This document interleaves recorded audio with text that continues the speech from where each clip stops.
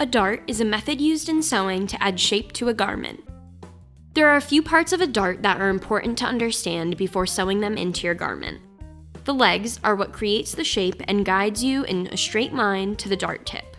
The dart tip is at the end of your dart. Lastly, an element that should be on most patterns but is easy to add if it is not on yours is the punch hole. The punch hole lets the person sewing know that the dart tip is coming.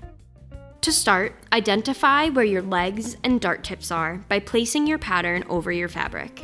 With chalk, mark where the legs start and where the dart tip is. Also, mark the punch hole if your pattern has one. Now, using a ruler and chalk, connect the bottom of each leg to the dart tip.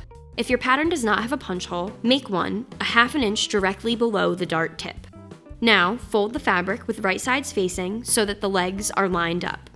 Pin horizontally at the dart tip and then up the leg from the bottom towards the dart tip.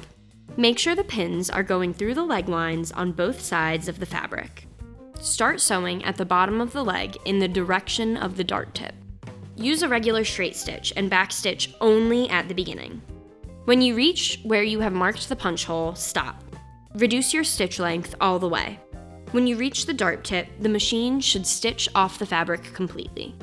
Since you will not be backstitching, pull a little more thread than usual when removing the garment from the machine.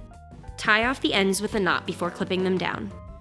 Press the dart to the side your pattern indicates. Use a rounded edge, like a tailor ham, or the end of an ironing board at the dart tip for best results. Darts are often used on the busts of dresses and blouses, skirts, and to minimize gapping at sleeve openings.